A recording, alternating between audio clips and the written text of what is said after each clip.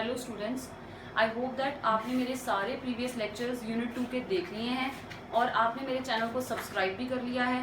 Please मेरी आपसे request है कि आप मेरे चैनल को स्प्रेड कीजिए। अगर आपको वीडियोस पसंद आ रही हैं तो प्लीज़ और स्टूडेंट्स को भी ये चैनल के बारे में आप बताइए ताकि वो भी इसका बेनिफिट ले सकें और घर पे बैठे ही स्टडीज़ कर सकें और वो भी इफेक्टिवली। अगर आपकी कोई भी सजेशंस है कि what ever you want the improvements या कुछ भी चेंजेस है तो प्लीज़ कमेंट बॉक्स में उसे ज़रूर लिखिए।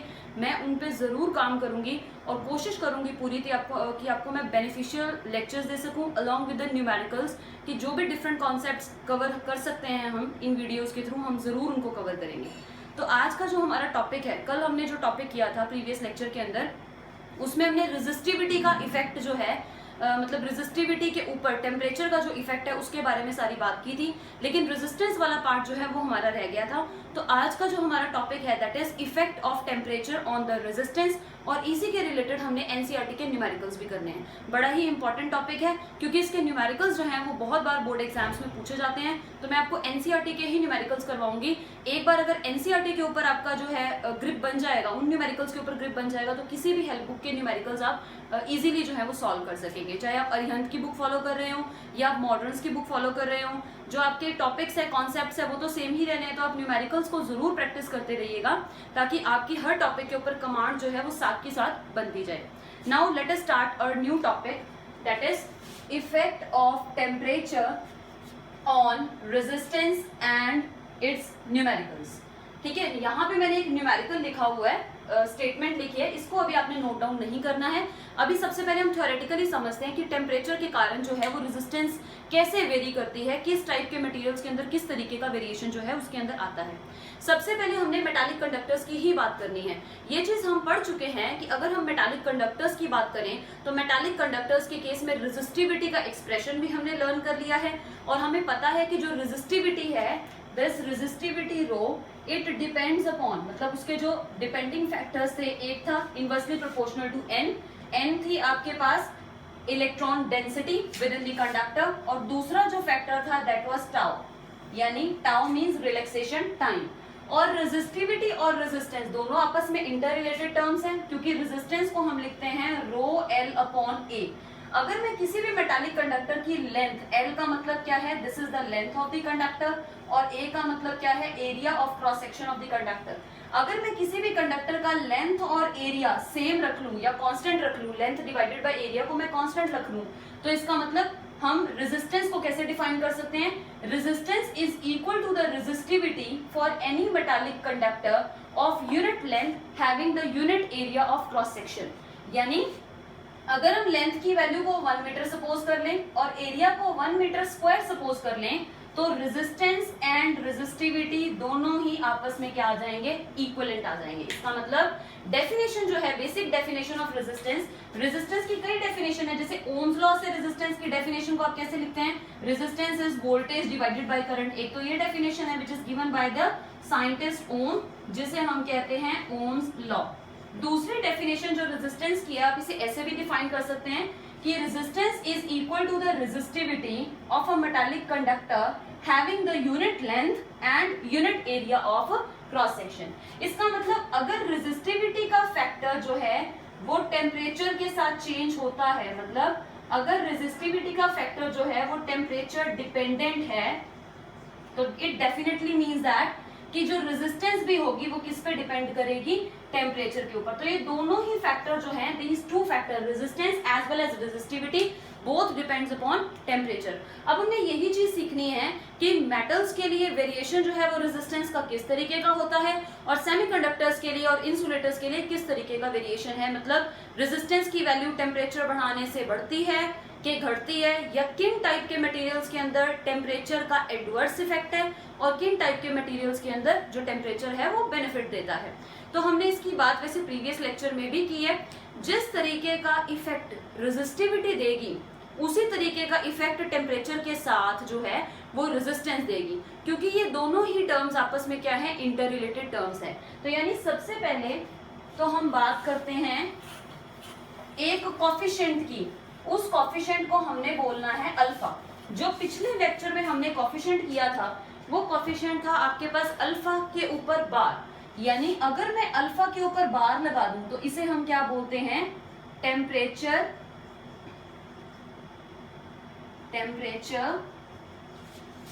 Coefficient of resistivity. अगर हम अल्फा के ऊपर बार लगा दें तो इसे हम क्या डिफाइन करेंगे, टेम्परेचर कोफिशिएंट ऑफ रेजिस्टिविटी। लेकिन अगर मैं ये बार को रिमूव कर दूं और सिंपली मैंने अल्फा ही लिखा है तो इसे हम क्या डिफाइन करेंगे, टेम्परेचर कोफिशिएंट ऑफ रेजिस्टिविटी नहीं बल्कि रेजिस्टेंस। तो this is the temperature coefficient of resistance. तो सबसे पहला टारगेट हमारा इस अल्फा का फॉर्मूला निकालना ही है कि इस अल्फा का फॉर्मूला क्या है, क्योंकि इसी के फॉर्मूला मतलब इसी फॉर्मूला के बेसिस पे ही न्यूमेरिकल्स बोर्ड एग्जामिनेशंस में बहुत बार पूछे जाते हैं। तो सबसे पहली बात तो ये है कि अगर हम कंडक्टर्स की बात करें तो कंडक्टर्स के केस में अगर हम टेम्परेचर को बढ़ाना स्टार्ट करते हैं तो होता क्या है कि जब हम टेम्परेचर को बढ़ाएंगे, इंक्रीज करेंगे, तो आपके पास जो इलेक्ट्रॉन्स हैं उनका ड्रिफ्ट स्पीड जो है वो स्लो डाउन हो जाएगा। द रीजन इज दैट कि जब हम टेम्परेचर को इंक्रीज करते हैं किसी भी मेटालिक कंडक्टर के अंदर तो उसके पास जो आयंस होते हैं, आयंस की वाइब्रेशन स्टार्ट हो जाती है अपने लेटेस्ट स्ट्रक्चर के अंदर, मतलब आयंस अपनी ही पोजीशंस के ऊपर वाइब्रेट करना स्टार्ट कर देते हैं। और जब इलेक्ट्रॉन ड्रिफ्ट कर रहा है from in the direction of the electric field, जब इलेक्ट्रॉन आपके पास ड्रिफ्ट कर रहा होगा कंडक्टर के अंदर तो वो उन आयंस के साथ कोलिजन्स करेगा और कोलिजन्स का जो स्पीड है यानी कोलिजन्स के बीच का जो टाइम गैप है जिसे हम टाउ कहते हैं, रिलैक्सेशन टाइम कहते हैं।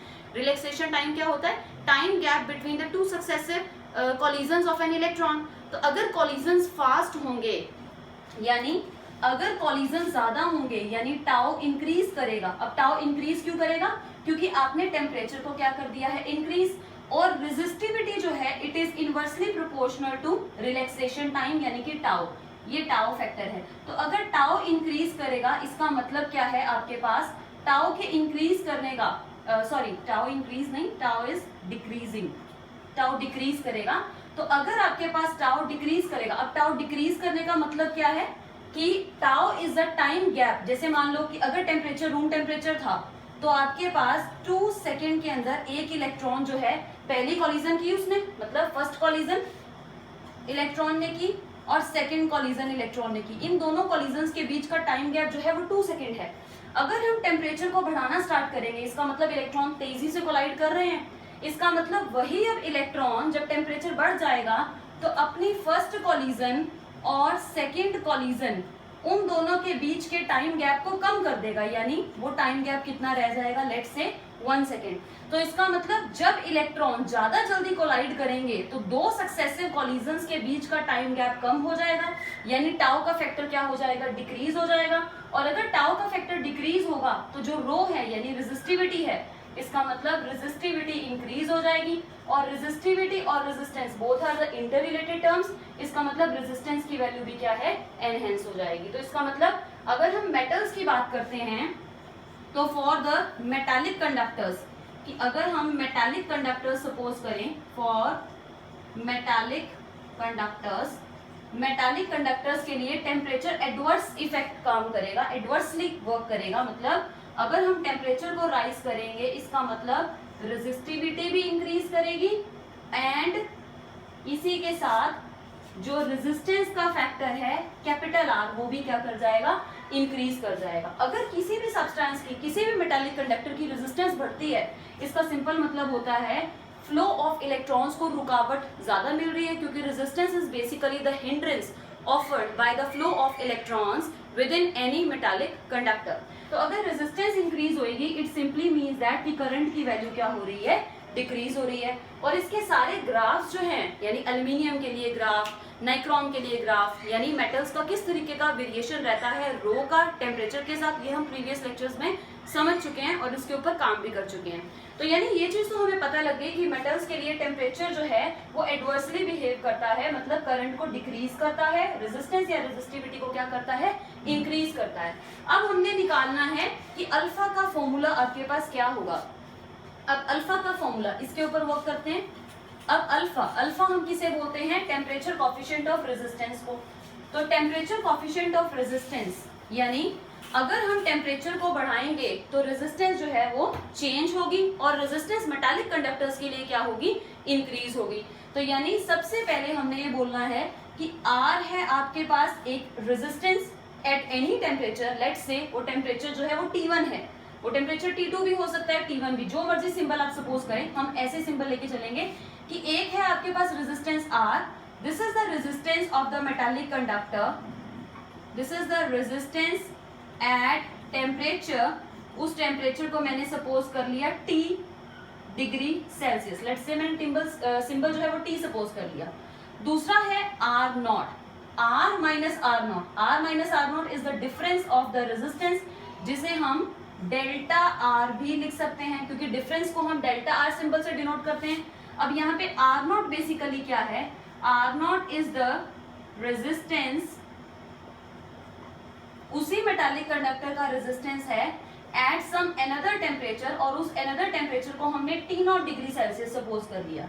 यानी दो रेजिस्टेंसेस हैं, क्योंकि टेम्परेचर बदलने से रेजिस्टेंस में चेंज होना है, इसका मतलब किसी temperature T which is higher, ये T टेम्परेचर को हमने T0 टेम्परेचर से बड़ा सपोज किया है, तो T टेम्परेचर के ऊपर यानी T डिग्री सेल्सियस के ऊपर रेजिस्टेंस की वैल्यू है कंडक्टर के लिए R, और T0 डिग्री सेल्सियस टेम्परेचर के ऊपर रेजिस्टेंस की वैल्यू क्या है, R नॉट। ये जनरल फॉर्मूला है, ये जनरल फॉर्मूला मेटल्स के ऊपर भी वैलिड होगा, यानी मेटालिक कंडक्टर्स के ऊपर भी वैलिड होगा, एज वेल एज दूसरे कंडक्टर्स के ऊपर भी, यानी सेमीकंडक्टर्स वगैरह हैं उनके ऊपर भी यही फॉर्मूला वैलिड है। सिर्फ अल्फा का जो फैक्टर है वो कभी पॉजिटिव वैल्यू देगा और कभी नेगेटिव वैल्यू देगा, वो हम आगे अभी पढ़ेंगे। तो सबसे पहले मैंने R माइनस आर नॉट लिखा, R माइनस आर नॉट आपके पास क्या बन गया, difference in the resistance of the metallic conductor at two different temperature, जिसमें जो प्रीवियस टेम्परेचर था मतलब लेस टेम्परेचर था वो T0 है, और हायर टेम्परेचर को मैंने, ये दूसरे टेम्परेचर को मैंने क्या सपोज कर लिया, T डिग्री सेल्सियस। इन दोनों का जो डिफरेंस है it is actually directly proportional to R naught into delta T। यहाँ पे R नॉट आपके पास क्या है, R नॉट हम ऑलरेडी लिख चुके हैं, R not is basically the resistance at the temperature T0 degree Celsius, और डेल्टा टी फैक्टर क्या है, that is the difference of the temperature, यानी कि डेल्टा टी बेसिकली आपके पास क्या है, T माइनस T0, क्योंकि डेल्टा टी को मैंने T माइनस T0 इसलिए लिखा है क्योंकि डेल्टा R को मैं R माइनस आर नॉट लिख रही हूँ, तो यानी R के कॉरेस्पॉन्डिंग टेम्परेचर है T और R नॉट के कॉरेस्पॉन्डिंग टेम्परेचर क्या है, T0, यानी आपके पास रिलेशन बन गया R minus R naught is directly proportional to, this is the symbol of direct proportionality, ये अल्फा नहीं है यहाँ पे, अभी अल्फा हम नेक्स्ट स्टेप में इंट्रोड्यूस करेंगे। तो R minus R naught is directly proportional to R naught multiplied with delta T।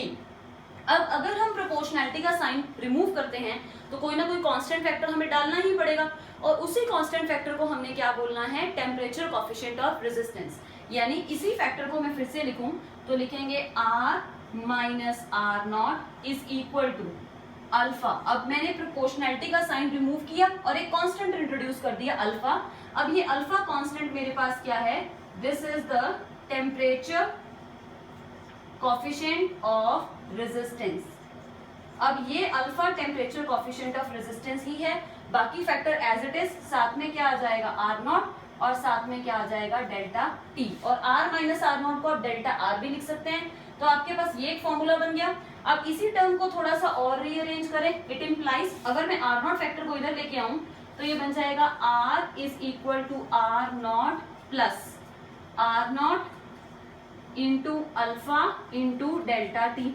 अगर हम आर नॉट के फैक्टर को कॉमन करें टेकिंग आउट आर नॉट तो ये बन गया 1 plus alpha into delta T, और यहाँ पे आपके पास क्या है आर। तो ये आपके पास एक फॉर्मूला निकल आया कि ओरिजिनल रेजिस्टेंस या resistance at any temperature T capital T degree Celsius या Kelvin is equal to R naught. R naught is the previous resistance at another temperature T0 degree Celsius, bracket में है 1 plus alpha, alpha क्या है temperature coefficient of resistance, and delta T is your change in the temperature. तो यहाँ पे एक formula हमें ये मिल गया। अब हमने अल्फा का फॉर्मूला निकालना है कि अल्फा का फॉर्मूला क्या होगा। अब अल्फा का फॉर्मूला हम सिंपली इसी एक्सप्रेशन से निकाल सकते हैं, यानी अगेन इसी को मैं रीराइट करूं। अब अल्फा के एक्सप्रेशन के लिए हमने ये वाले एक्सप्रेशन को यूज करना है, यानी हम एक्सप्रेशन क्या निकाल चुके हैं, आर माइनस आर नॉट, जिसे हम डेल्टा आर भी कह सकते हैं, it is basically equal to alpha multiplied with R naught multiplied with delta T. अब यहाँ से अल्फा अगर सॉल्व करना है तो अल्फा किसके बराबर आ जाएगा, ये डेल्टा आर, सिर्फ डेल्टा आर को कंसीडर कर लो, इस फैक्टर को भी एक बार छोड़ दो चाहे, ताकि इजीली स्टेटमेंट सी आ जाए। अब अल्फा किसके बराबर होगा, delta R divided by R naught multiplied with delta T. तो अल्फा यानी टेम्परेचर कोफिशिएंट ऑफ रेजिस्टेंस का एक्सप्रेशन आपके पास ये निकल आया।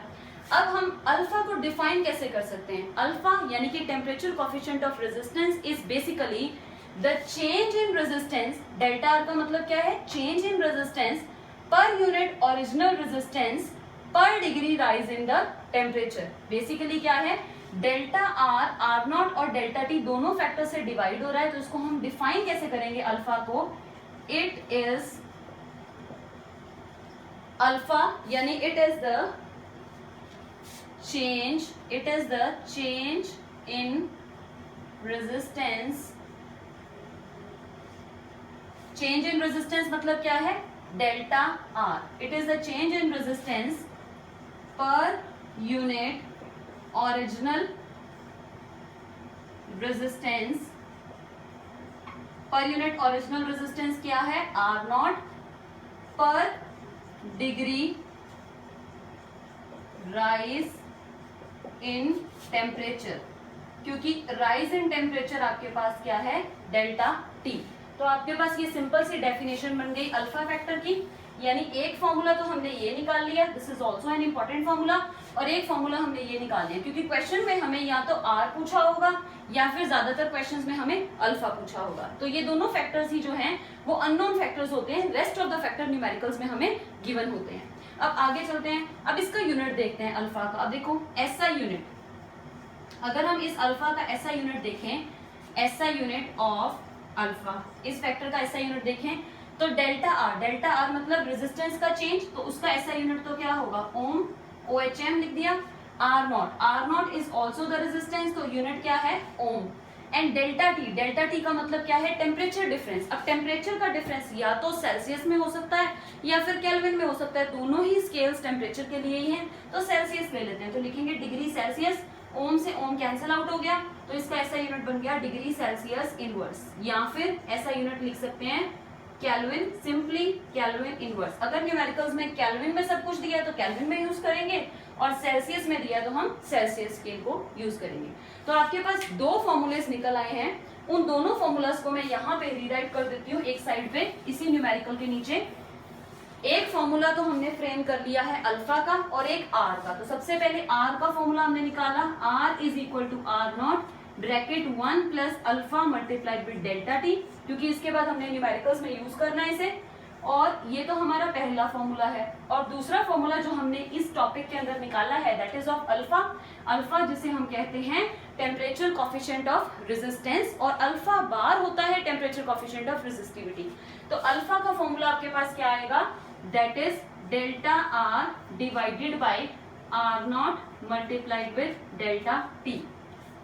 तो ये दो फॉर्मूलेस हमने क्या किए हैं, डिराइव किए हैं। अच्छा, अब एक और फॉर्मूला भी है इसी टॉपिक के अंदर, जो रेशियो मेथड, मतलब जिस न्यूमेरिकल में हमें रेशियोज की जरूरत पड़ेगी उसमें भी हम उस फॉर्मूला को यूज कर सकते हैं। अब वो फॉर्मूला भी मैं बताती हूँ आपको, कि अगर मान लो किसी भी न्यूमेरिकल में आपको दो रेजिस्टेंसेस दो टेम्परेचर्स के ऊपर दिए हैं एक ही कंडक्टर के लिए, यानी if R1 and R2 are the resistances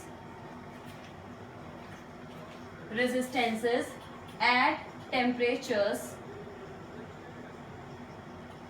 T1 and T2, और ये दोनों ही टेम्परेचर डिग्री सेल्सियस के अंदर हैं, कि अगर आपको R1 एंड R2 रेजिस्टेंसेस दी हैं टेम्परेचर T1 एंड T2 के ऊपर, तो आप directly R1 divided by R2 का फॉर्मूला यूज कर सकते हैं। असल में R1 को अगर मैं लिखूं, यानी R को सिंपली अगर मैं R1 लिखूं तो लिखना तो R0 into 1 plus alpha into delta T है, तो R0 ऊपर भी होगा और R0 न्यूमरेटर फैक्टर में भी होगा, तो R0 तो कैंसिल हो जाएंगे, यानी इसको आप सिंपली ऐसे लिख सकते हैं 1 प्लस अल्फा डेल्टा टी की जगह ओनली T1 और 1 प्लस अल्फा डेल्टा T2 की जगह या डेल्टा टी की जगह ओनली T2। तो एक ये फॉर्मूला भी है, ये बेसिकली फॉर्मूला निकला है रेशियो मेथड से, जिसमें आपको डेल्टा टी फाइंड आउट करने की जरूरत नहीं है कि अगर आपको किसी भी न्यूमेरिकल के अंदर मान लो दो टेम्परेचर, असल में जो हम ये फैक्टर आर नॉट यूज करते हैं ना, अगर हम थ्योरेटिकली बात करें तो आर को हम डिफाइन करते हैं resistance of the metallic conductor eight any temperature T, और आर नॉट को हम ऐसे डिफाइन करते हैं resistance of the metallic conductor at room temperature.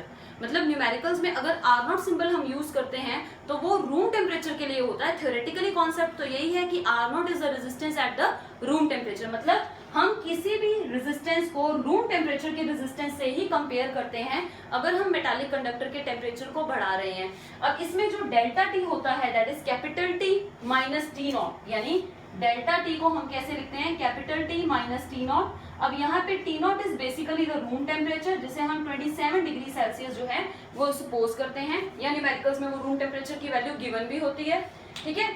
तो ये जो टी नॉट सिंबल था दैट थ्योरेटिकली मींस कि हम रूम टेम्परेचर के ऊपर बात कर रहे हैं, और आर नॉट का मतलब हम रूम टेम्परेचर के ऊपर रेजिस्टेंस की बात कर रहे हैं। लेकिन कई बार किसी न्यूमेरिकल के अंदर आपको रूम टेम्परेचर के रिगार्डिंग या रूम टेम्परेचर के ऊपर रेजिस्टेंस क्या थी वो दिया ही नहीं है, यानी आपने यहाँ पे अगर डेल्टा टी लिखा that is T minus T not, तो टी नॉट आपके पास रूम टेम्परेचर की वैल्यू है, तो रूम टेम्परेचर पे आर नॉट वैल्यू अगर आपको नहीं दी तो हम यही फॉर्मूला को यूज करेंगे। जैसे मान लो किसी न्यूमेरिकल में आपको बोल दिया कि 100 डिग्री सेल्सियस के ऊपर, यानी T1 100 डिग्री सेल्सियस के ऊपर R1 की वैल्यू 1000 ओम है, एक एग्जांपल दे रहे हैं, और टेम्परेचर 10,000 डिग्री सेल्सियस के ऊपर रेजिस्टेंस 10,000 ओम है, यानी रूम टेम्परेचर की कोई बात नहीं हुई है, तो उसमें हम डायरेक्टली रेशियो मेथड को भी यूज कर सकते हैं अल्फा की वैल्यू को कैलकुलेट करने के लिए। चाहे आप ये फॉर्मूला यूज करें, चाहे ये दोनों फॉर्मूले ही यूज कर लें, उससे भी आंसर आ ही जाएगा, क्योंकि असल में ये डेल्टा आर और कुछ नहीं R2 माइनस R1 ही होता है। मतलब कोई भी दो रेजिस्टेंसेस का डिफरेंस, चाहे वो रूम टेम्परेचर रेजिस्टेंस हो चाहे ना हो, फिर भी आंसर सेम आता है। और R0 की जगह हम R1 भी यूज कर सकते हैं, और डेल्टा टी को हम क्या लिख सकते हैं, सिंपली T2 माइनस T1। तो ये दोनों ही फॉर्मूलेज एक ही जो है बात उसको सिग्निफाई करते हैं, और इन दोनों में से किसी भी तरह का सिंबल आप यूज कर सकते हैं न्यूमेरिकल्स को सॉल्व करने के लिए। अब आगे चलते हैं। अब हमें ये तो पता लग गया कि आपके पास जो है तीसरा फॉर्मूला भी मैंने आपको बता दिया, बट हम प्राइमरी फोकस करेंगे इन्हीं दोनों फॉर्मूलाज पे, क्योंकि ये दोनों फॉर्मूलाज हर टाइप का क्वेश्चन जो है वो सॉल्व कर ही देते हैं मोस्ट ऑफ द टाइम्स। अब हमने ये सीखना है कि हमें ये चीज तो पता लग गई कि अगर हम मेटालिक कंडक्टर्स की बात करते हैं तो मेटालिक कंडक्टर्स में अगर हम टेम्परेचर को बढ़ाएंगे, यानी फॉर मेटल्स, अगर हम मेटल्स की बात करें या मेटालिक कंडक्टर्स की बात करें, तो अगर टेम्परेचर टी नॉट टेम्परेचर से बड़ा है, ठीक है, तो इसका सिंपल मतलब है जो आर है यानी रेजिस्टेंस है, हायर टेम्परेचर पे रेजिस्टेंस की वैल्यू हाई है और लोअर टेम्परेचर के ऊपर रेजिस्टेंस की वैल्यू क्या है, लो। क्योंकि ये टी नॉट टेम्परेचर मैंने लो लिया है, तो लो टेम्परेचर के ऊपर रेजिस्टेंस भी लो है और हाई टेम्परेचर के ऊपर रेजिस्टेंस की वैल्यू भी क्या है, high. It simply means that कि अगर मेटल्स के केस में आप टेम्परेचर को इंक्रीज करते हैं तो इसका मतलब क्या है, रेजिस्टेंस की वैल्यू भी इंक्रीज करेगी। यानी कि जो मेटल्स के लिए अल्फा है, अल्फा यानी टेम्परेचर कोएफिशिएंट ऑफ रेजिस्टेंस, ये क्या होगा, पॉजिटिव। तो मेटल्स के लिए जो अल्फा की वैल्यू होती है दैट इज बेसिकली पॉजिटिव। अब हम बात करते हैं इंसुलेटर्स के लिए। अगर हम इंसुलेटर्स या सेमीकंडक्टर्स दोनों की ही बात करें, इंसुलेटर्स एंड सेमीकंडक्टर्स, तो इंसुलेटर एंड सेमीकंडक्टर्स दोनों के लिए ही जो अल्फा का कोएफिशिएंट होता है वो क्या होता है, नेगेटिव होता है। अल्फा इज नेगेटिव, ठीक है। अल्फा नेगेटिव मींस अगर आप टेम्परेचर की वैल्यू को इंक्रीज करते हैं for the case of semiconductors तो रेजिस्टेंस की वैल्यू डिक्रीज करते हैं। Also it happen for the case of insulator. ये चीज मैंने आपको समझाई थी कि सेमीकंडक्टर्स के अंदर बेसिकली ऐसा क्यों है बिहेवियर, क्योंकि सेमीकंडक्टर्स के बीच में बैंड गैप ज्यादा होता है और इंसुलेटर्स में सेमीकंडक्टर से भी ज्यादा होता है। यानी आपके पास basically continuum of states, continuum of energy states होता है। इस क्वांटिनम ऑफ एनर्जी स्टेट्स में एक होता है आपका V dot D valence band और एक होता है क्वांटिनम ऑफ स्टेट्स में आपका कंडक्शन बैंड। जब भी कोई इलेक्ट्रॉन फ्री इलेक्ट्रॉन हो जाता है यानी फ्री हो जाता है कंप्लीटली, तो वैलेंस बैंड से उठ के वो इलेक्ट्रॉन चला जाता है किसमें, कंडक्शन बैंड में। जैसे ही वैलेंस बैंड में उसने अपनी जगह छोड़ी तो वहां पे क्रिएट हो जाता है एक होल। ये डीप कॉन्सेप्ट्स 9th यूनिट में आएंगे, तो एक बार जस्ट ओवरव्यू है। और इन दोनों के बीच में यानी वैलेंस बैंड के और कंडक्शन बैंड के बीच में आपके पास कोई एनर्जी स्टेट नहीं होती, और इस गैप को हम बोलते हैं फॉरबिडन एनर्जी गैप, और सिंबल है उसका Eg। Forbidden energy gap means यहाँ पे इलेक्ट्रॉन रिजाइड नहीं कर सकता, वो वैलेंस बैंड से कंडक्शन बैंड में ही जा सकता है। जब हम सेमीकंडक्टर्स को रूम टेम्परेचर के ऊपर लेके आते हैं तो वो कंडक्टर्स हो जाते हैं, और अगर 0 केल्विन के ऊपर काम कर रहे हैं यानी absolute zero temperature, 0 kelvin is absolute zero, अगर एब्सोल्यूट जीरो है तो सेमीकंडक्टर के बीच में एनर्जी गैप तो उतना ही है, लेकिन किसी भी इलेक्ट्रॉन के पास इतनी एनर्जी नहीं होती कि वो वैलेंस बैंड को छोड़ के कंडक्शन बैंड में जा सके। जब आपके पास कंडक्शन बैंड में कोई इलेक्ट्रॉन पहुंचेगा ही नहीं, यानी कोई फ्री इलेक्ट्रॉन होगा ही नहीं उस वायर के अंदर जो कि सेमीकंडक्टर से बनी है, तो यानी आपके पास करंट जो है वो नहीं होगा। लेकिन अगर हम सेमीकंडक्टर को रूम टेम्परेचर के ऊपर भी ले आते हैं तो रूम टेम्परेचर के ऊपर बहुत सारे इलेक्ट्रॉन जो है वो वैलेंस बैंड से कंडक्शन बैंड में शिफ्ट हो जाते हैं, यानी आपके पास कंडक्शन बैंड जो है वो पार्शियली फिल होना स्टार्ट हो जाता है टेम्परेचर बढ़ाने से। जितने ज्यादा कंडक्शन बैंड में इलेक्ट्रॉन्स है इसका मतलब उतनी ही कंडक्टिविटी क्या है, हाई, यानी n का फैक्टर, क्योंकि जो रो है that is inversely proportional to n, यानी n का फैक्टर डोमिनेट कर जाता है और n का फैक्टर इंक्रीज हो जाता है सेमीकंडक्टर्स के केस में टेम्परेचर को बढ़ाने से, और n बढ़ेगा तो रो का फैक्टर यानी रेजिस्टिविटी कम होगी, और रेजिस्टिविटी कम होगी तो इसका मतलब रेजिस्टेंस कम होगा, और रेजिस्टेंस कम होगा इसका मतलब करंट की वैल्यू क्या है वो क्या कर जाएगी, इंक्रीज कर जाएगी। तो यानी सेमीकंडक्टर्स और इंसुलेटर्स इनके केस में अल्फा क्या होता है, नेगेटिव। अल्फा नेगेटिव मींस क्या है कि आप टेम्परेचर को बढ़ा रहे हो, यानी T को आपने T0 से बड़ा रखा।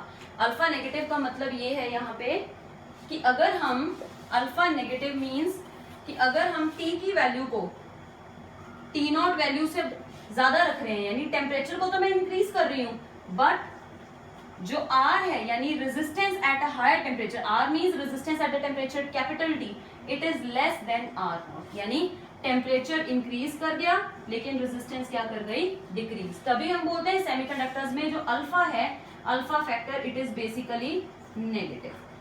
इंसुलेटर्स में भी यही है, इंसुलेटर्स में भी क्या होगा, बैंड गैप बहुत ज्यादा होता है, तो अगर हम टेम्परेचर को बहुत ज्यादा करते जाएंगे तो इलेक्ट्रॉन जो है वो वैलेंस बैंड को छोड़ के कंडक्शन बैंड में जाते रहेंगे। हालांकि इंसुलेटर्स में बहुत ही ज्यादा हाई टेम्परेचर के ऊपर वो थोड़ी बहुत ही कंडक्टिविटी देते हैं, लेकिन वो कंडक्टिविटी भी क्या होती है, काफी ज्यादा स्मॉल होती है। तो इसीलिए हम इंसुलेटर मटेरियल्स को कभी भी प्रेफर नहीं करते, क्योंकि अगर टेम्परेचर को बढ़ाते हैं और बहुत सारे चेंजेस भी होने स्टार्ट हो जाते हैं, जैसे किसी भी वायर को अगर आप हीट करना स्टार्ट करो तो उसकी लेंथ बढ़नी स्टार्ट हो जाएगी, यानी लीनियर एक्सपेंशन होगा। एरिया डिक्रीज होना स्टार्ट हो जाएगा, यानी एरिया में भी चेंजेस आएंगे, लेंथ में भी चेंजेस आएंगे। तो आपके L का फैक्टर और A का फैक्टर कांस्टेंट नहीं रह पाएगा अगर हम काफी ज्यादा हाई टेम्परेचर्स के ऊपर काम करेंगे तो। अब यहाँ तक आपकी बात होती है मेटल्स के लिए और कंडक्टर इंसुलेटर यानी कंडक्टर्स के लिए, और इंसुलेटर्स एंड सेमीकंडक्टर्स के लिए। एक टाइप का मटेरियल और भी है दैट इज अलॉय। अब अलॉयज के केस में जो अल्फा है या टेम्परेचर के साथ जो रेजिस्टेंस है वो कैसे चेंज होती है। अगर हम अलॉय का मटेरियल यूज करते हैं तो अलॉयज के लिए अगर हम बात करें, अल्फा की वैल्यू जो होती है it is very very small. Alloys के लिए अल्फा की वैल्यू जो है it is basically very very small. इसका मतलब ये है कि अगर हम टेम्परेचर को चेंज करते हैं अलॉयज के केस में तो इनकी रेजिस्टेंस के अंदर नो चेंज है या फिर वेरी स्मॉल चेंज है, वेरी स्मॉल चेंज है। इसका मतलब टेम्परेचर इनकी रेजिस्टेंस को नहीं बदल सकता अगर आपका मटेरियल क्या है, alloy.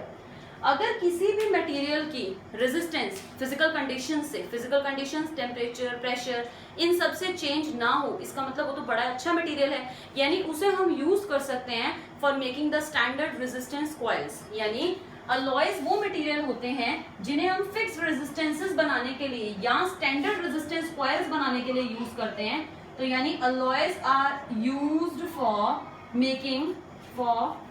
Making standard resistance coils.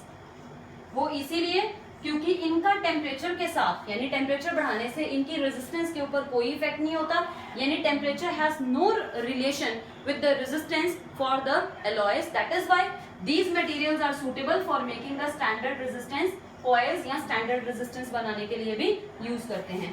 एक एग्जांपल है जैसे मैंगनीन. मैंगनीन एक अलॉय है.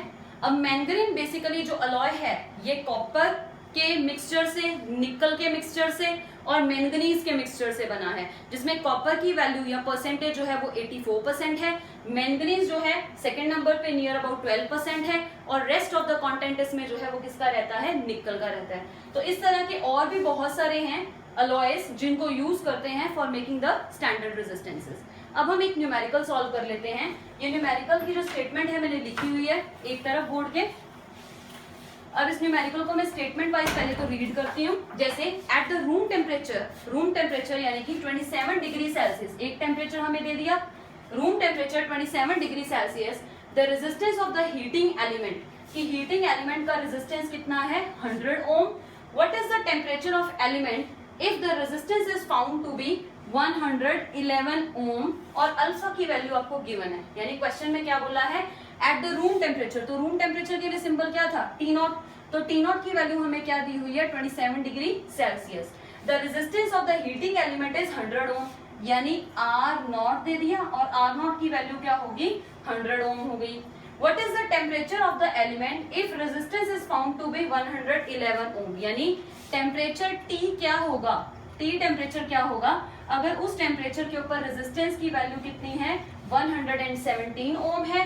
And given is alpha also, alpha की वैल्यू 1.70 इंटू 10 की पावर -4 डिग्री सेल्सियस इनवर्स. ये आपको दी हुई है क्योंकि अल्फा का ऐसा यूनिट हम कर चुके हैं, डिग्री सेल्सियस इनवर्स ही होता है. अब देखें कौन सा फॉर्मूला वैलिड है. चाहे तो हम ये फॉर्मूला लगा लें और चाहे हम ये फॉर्मूला लगा लें, दोनों ही फॉर्मूलास हमें आंसर दे देंगे. तो हम फर्स्ट वाले फॉर्मूला को ट्राई करते हैं सोल्यूशन में. तो सबसे पहले हमने लिखना है यूजिंग फॉर्मूला, लिखा R is equal to R naught bracket 1 plus alpha into delta T. अब R की value you are having the value of R that is 117, R naught की वैल्यू आपके पास है that is 100 into 1 plus alpha की value आपके पास already है. एक बार हम इसे अल्फा ही रहने देते हैं या पुट कर दो, चलो 1.70 इंटू 10 की पावर -4 और साथ में फैक्टर क्या चल रहा है डेल्टा टी. ठीक है, अब ब्रैकेट को ओपन कर दें तो यहाँ पे बन गया 117 is equal to 100 into 100 plus 170 यानी 1.70 को 100 से प्रोडक्ट कर दोगे तो ये तो 170 हो गया. 170 इंटू 10 रेज टू पावर -4 साथ में क्या आ गया डेल्टा टी. अब 100 को इधर लेके जाएं तो ये बन गया 117 minus 100 is equal to 170 into 10 raise to power -4 और साथ में प्रोडक्ट में क्या है डेल्टा टी. अब आप इन दोनों को अगर सब्सट्रैक्ट करें, यहीं पे अगर मैं सब्सट्रैक्ट कर दूं 117 में से 100 गया तो आपके पास क्या फैक्टर रह गया 17. और ये वाला फैक्टर जो है इसके डिनोमिनेटर में हम शिफ्ट कर दें तो यानी यहाँ से रब करके इसे अगर मैं लिखूं तो ये बन गया 170 इंटू 10 रेज टू पावर -4. जब यहाँ लिखा तो यहाँ से रिमूव कर दिया और यहाँ फैक्टर एक रह गया दैट इज डेल्टा टी. अब इन दोनों को सॉल्व करें, ये दोनों कट हो रहे हैं, यहाँ 10 आ गया और 10 की पावर -4 अगर न्यूमरेटर में चला जाएगा तो यहाँ आ गया 10 की पावर 4 प्लस में कन्वर्ट हो गया. इस 10 को इससे काटे तो यहाँ 3 रह गया. इसका मतलब आपके पास डेल्टा टी की वैल्यू 10 की पावर 3 आ गई और 10 की पावर 3 का मतलब वैल्यू है 1000 और डेल्टा टी मीन्स टेम्परेचर. और जो क्वेश्चन में हमें टेम्परेचर दिया था वो सेल्सियस है. दोनों ही जगह सेम यूनिट है, ये भी ध्यान देना है कि दोनों जगह सेम यूनिट है कि नहीं, ये तो फिर कन्वर्ट करना पड़ेगा. तो यहाँ पे एक ही यूनिट है तो लिखा डिग्री सेल्सियस. अब डेल्टा टी को क्या लिखेंगे टी माइनस टी नॉट, इसकी वैल्यू आपके पास क्या आ गई 1000 डिग्री सेल्सियस. तो यानी इस क्वेश्चन में आपके पास यही कर देती हूँ. चलो अगर आपने न्यूमेरिकल लिखा नहीं है तो इसको जरूर राइट डाउन कर लें.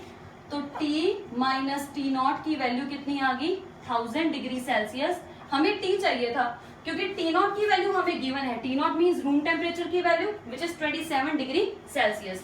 तो T क्या बन जाएगा T naught plus 1000 degree Celsius यानी 27 degree Celsius plus 1000 degree Celsius. तो आंसर आ गया 1027 degree Celsius. This is your answer T. ठीक है, तो ये आपके पास यहाँ पे न्यूमेरिकल सॉल्व होता है. आई होप कि आपको ये मेरा जो लेक्चर है वो समझ में आ गया होगा अच्छी तरह से. प्लीज मेरे चैनल को लाइक करें, सब्सक्राइब करें और इसे शेयर करें। जितना ज्यादा हो सके स्टूडेंट्स को आप मैसेज दें, उनको कन्वे करें कि ऐसा भी एक चैनल एग्जिस्ट करता है जिसमें फिजिक्स के फ्री लेक्चर जो है वो ऑनलाइन दिए जा रहे हैं। Thank you so much.